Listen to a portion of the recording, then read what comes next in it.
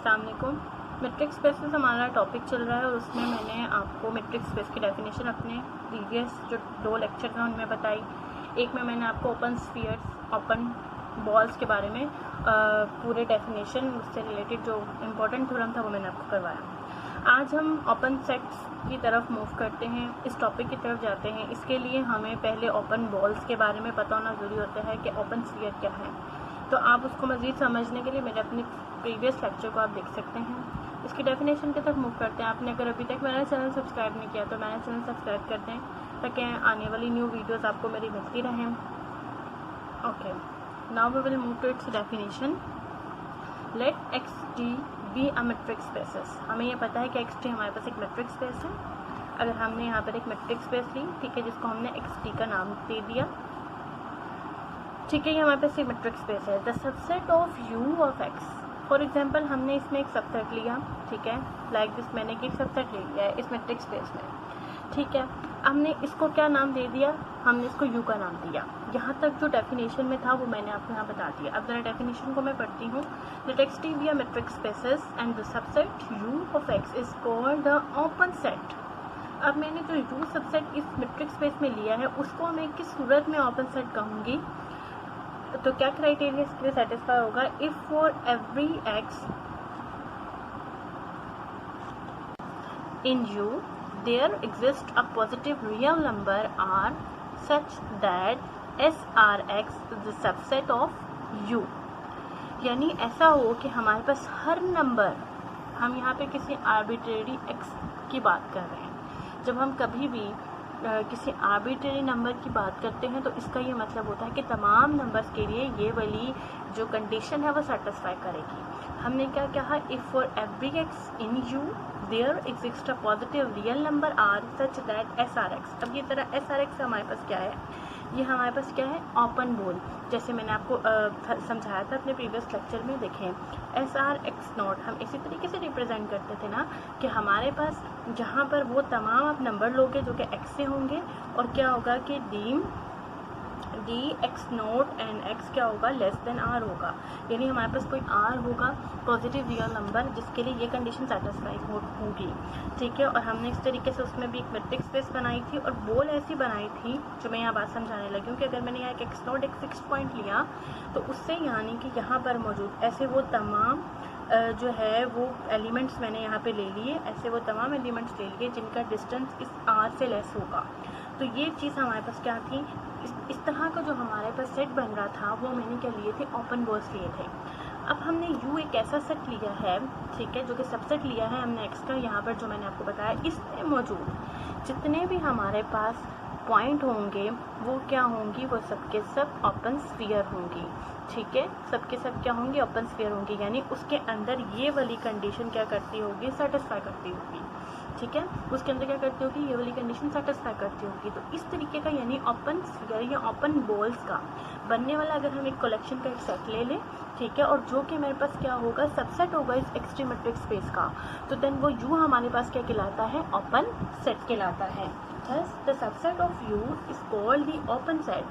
If every point of U, यानी अगर आपने हर पॉइंट लिया है U का, ठीक है, इस centre of some open sphere contained in U, यानी कहने का मतलब यह है कि हर पॉइंट जो आपने इस U सेट का लिया होगा वो एक ओपन स्फीयर, एक ओपन बॉल बनाता होगा। और इस तरह के जितने भी पॉइंट हैं कलेक्शन का मैं एक सेट बनाऊंगी वो मेरे पास क्या कहलाएगा? ओपन सेट कहलाएगा। अब इसके थ्योरम की तरफ हम मूव करते हैं। थ्योरम के स्टेटमेंट की तरफ मूव करते हैं। मैंने इस ओपन सेट का सबसे इम्पॉर्टेंट थ्योरम जो है ये लिया है आपको बताने के लिए, क्योंकि इसके अंदर जो है वो एक बहुत अहम कॉन्सेप्ट है। Prove that the complement of a singleton set is open. हमने ये बात प्रूव करनी है कि अगर मैं एक सिंगलटन सेट लेती हूँ और उसका कॉम्प्लीमेंट लेती हूँ तो वो भी एक ओपन सेट होता है। अच्छा, इसके जो है वो प्रूफ की तरफ मूव करते हैं। सबसे पहले हम लेट करते हैं कि एक्स टी बी क्योंकि हमें गिवन है x t be matrix space. Late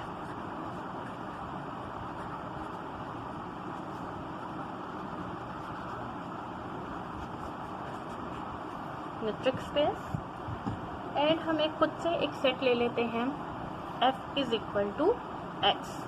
अब ये मैंने एक ऐसा सेट लिया है जिसके अंदर सिर्फ एक ही एलिमेंट है, क्योंकि हमने यहाँ कहा कि सिंगलटन सेट लेना है, उसका कॉम्प्लीमेंट लेना है। तो मैंने यहाँ पर अभी जो सेट लिया वो एफ लिया, जिसको मैंने कहा कि वो सिर्फ एक ही एलिमेंट को अपने अंदर कंटेन करता है। तो ये हमारे पास क्या होगा, सिंगलटन सेट होगा। तो अब हमने क्या किया कि let f is equal to x be a singleton set subset in x. ठीक है, जरा पिक्चर को भी देखते हैं इसके। देखें, हमारे पास ये एक मैट्रिक्स स्पेस है और इसके अंदर मैंने एक सेट ले लिया, ठीक है, जिसको मैंने जस्ट एक पॉइंट जो के कंटेन करता था। ये एक मैंने सेट लिया जो कि मेरे पास ये वाला होगा। ठीक है, ये इस एक्स डी एक मैट्रिक्स स्पेस है, उसके अंदर ये कंटेन है। अच्छा, अब बाकी का जो हिस्सा होगा वो ऑब्वियस सी बात है, हमारे पास क्या होगा, एफ कॉम्प्लीमेंट। क्या होगा हमारे पास, एफ कॉम्प्लीमेंट। और यहाँ पर कॉम्प्लीमेंट का जिक्र हो रहा है तो मैं आपको ये बताना चाहती हूँ कि अगर मैं इस पॉइंट को निकाल देती हूँ तो ये वाला जो बाकी के पॉइंट्स का जो सेट बनेगा वो मेरे पास एफ कॉम्प्लीमेंट होगा। इसकी एग्जांपल मैं आपको इसी तरीके से दे सकती हूँ कि अगर हमारे पास एक क्लास है और उसमें काफ़ी सारे स्टूडेंट्स मौजूद हैं, ठीक है, और उसमें जबकि मैं भी हूँ, तो अगर मैं अपने आप को निकालूँ और आपको कहे कि आप अपना कॉम्प्लीमेंट निकालें, तो मेरा कॉम्प्लीमेंट क्या होगा कि मैं अपने आप को रिमूव कर दूँ और बाकी के जो स्टूडेंट होंगे वो मेरा कॉम्प्लीमेंट होगा। इसी तरीके से अब ये इस एफ का कॉम्प्लीमेंट क्या होगा कि मैं इसके जो एलिमेंट्स होंगे उनको निकाल दूँ। अब वो है ही सिंगलटन सेट, तो मैं इस सेट को अगर रिमूव कर देती हूँ इस मैट्रिक्स स्पेस से, तो बाकी के जो एलिमेंट होंगे वो हमारे पास क्या होंगे, एफ कॉम्प्लीमेंट होगा।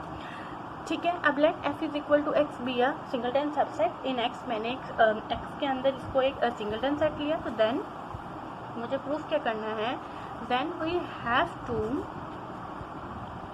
Show that f complement is open set. ठीक है, मुझे ये प्रूफ करना है कि f कॉम्प्लीमेंट मेरे पास ओपन है, और ओपन को प्रूफ करने के लिए जो पीछे का मैंने क्राइटेरिया है वो उस चीज़ को हमें शो करना है। यानी कि हमें एक पॉइंट लेना है, उसके हिसाब से उसकी एक ओपन बॉल लेनी है जो कि उसके अंदर कंटेन करती हूँ। देन वी नो दैट, अच्छा अब हमारे पास क्या, हमें इतनी बात तो पता है कि अगर मैंने एफ ऑफ सी लिया है, ठीक है, लेट यहाँ पर बता रहे हैं कि हमारे पास एफ ऑफ सी क्या होगा, वो डज नॉट इक्वल टू 5। ठीक है, क्योंकि एफ ऑफ कॉम्प्लीमेंट जो मैं बात कर रही हूँ वो वही बात कर रही हूँ कि जिसके बाकी के एलिमेंट्स होंगे। ठीक है, जो मैंने एफ के कॉम्प्लीमेंट में लिए जो उस एलिमेंट के अलावा होंगे। तो लेट हमारे पास क्या होगा, लेट अगर f of c does not equal to 5 है, यानी इसका मतलब कि कोई ना कोई एलिमेंट उसमें मौजूद है, तो देन लेट मैं एक एलिमेंट ले लेती हूँ वाई जो कि इसके एफ ऑफ कॉम्प्लीमेंट में होगा। अगर इसके एफ कॉम्प्लीमेंट में है तो दिस इम्प्लाइज दैट कि वो एलिमेंट एफ में नहीं होगा। ठीक है, ये बात मैंने अभी आपको यहाँ से समझा दी कि अगर मैंने एफ कॉम्प्लीमेंट में एलिमेंट्स ले रही हूँ तो वो एफ में नहीं है, तभी वो उसके कॉम्प्लीमेंट में है।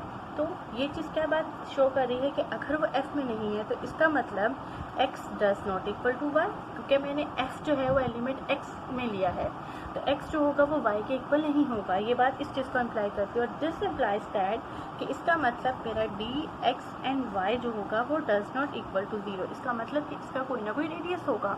यानी अगर ये किसी एक मैट्रिक्स स्पेस में यहाँ मौजूद है, जैसे यहाँ एक्स पॉइंट है और यहाँ कहीं वाई होगा, ठीक है, और ये चूँकि मैंने एक सेट लिया हुआ है तो ये कहीं एक पॉइंट है जो कि इस एफ कॉम्प्लीमेंट का है। ठीक है, और ये सेट एफ है हमारे पास। ठीक है, तो यानी इसका मतलब ये है कि इनका कोई ना कोई डिस्टेंस मौजूद है, आर रेडियस। ठीक है, तो ये दोनों पॉइंट सेम नहीं है, यानी ऐसे किसी एक पॉइंट पे मौजूद हैं कि जिनका कोई ना कोई डिस्टेंस या रेडियस मौजूद है। तो देन ये बात तो मेरे पास बात हुई, तो लेट मैं कह लेती हूँ कि इसका कोई ना कोई डिस्टेंस है, तो then d x and y is equal to r. If we considered an open sphere of radius r is greater than to 0 centered at y। ठीक है, हमने अगर y को सेंटर्ड में रखते हुए जो हमने एफ ऑफ कॉम्प्लीमेंट में ये एलिमेंट लिया है, अगर मैं इस एफ ऑफ कॉम्प्लीमेंट, ये तो सेट एफ है, ठीक है, तो अगर एफ ऑफ कॉम्प्लीमेंट में अगर एक वाई एलिमेंट लिया और उस पर इसके गिर्द अगर मैं एक ओपन स्फीयर कंसीडर करती हूँ और r is greater than to 0 कहते हुए और वाई क्या रखूँ, उसका सेंटर रखूँ, तो देन हम इसको किस तरीके से रिप्रेजेंट करेंगे, like this, s r and y, ठीक है। और then it is obvious that, और एक और चीज़ जो हमें इसमें ऑब्वियस होगी, then it is obvious that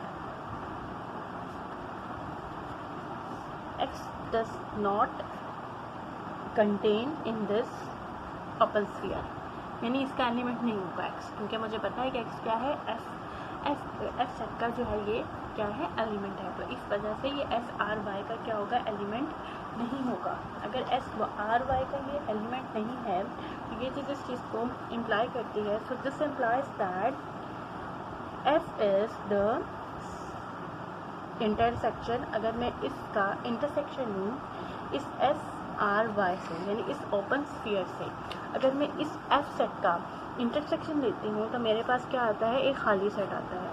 obviously ये एक बात है कि अगर हमारे पास क्या होता है कि ए इंटरसेक्शन बी है, ठीक है, हमारे पास उस सूरत में फाई होता है, या मैं ए इंटरसेक्शन बी को उस सूरत में खाली सेट बोलती हूँ कि अगर हमारे पास क्या होगा कि जो हमारे पास सेट ए होगा वो किस में कंटेन करेगा, उसके बी ऑफ कॉम्प्लीमेंट में।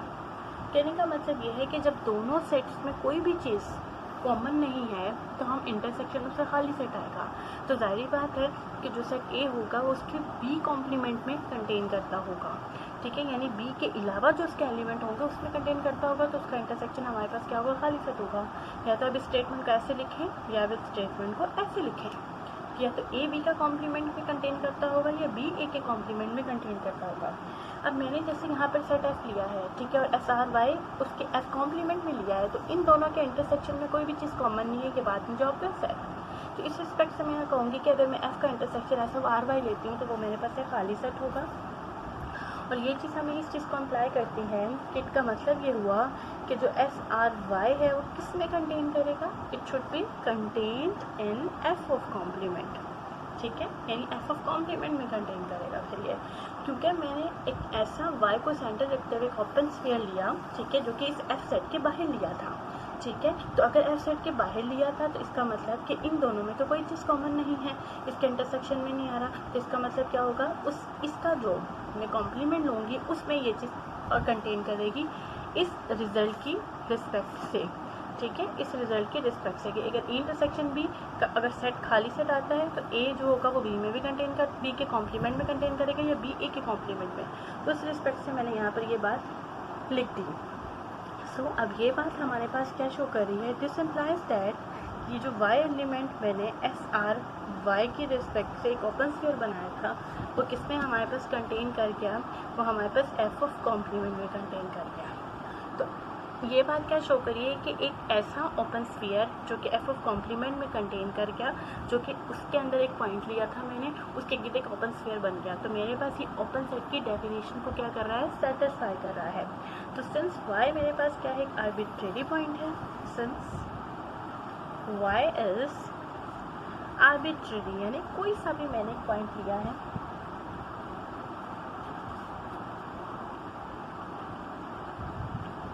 therefore मेरे पास ये बात प्रूव हो गई कि f complement is open set, कि ओपन सेट का यही क्राइटेरिया है कि मुझे उसके अंदर जो मिलने वाले जितने भी पॉइंट्स होंगे उनके गिर्द एक ओपन स्फीयर या ओपन गोल मिल जाए। आई होप कि आपको ये थ्योरम जो अच्छे तरीके से समझ आ गया हो, क्योंकि इसमें सेट्स का भी कॉन्सेप्ट था जिनको बताना, कॉम्प्लीमेंट से रिलेटेड बताना बहुत ज़रूरी था। इंशाल्लाह नेक्स्ट न्यू लेक्चर के साथ आपसे मुलाकात होगी। अल्लाह हाफ़िज़।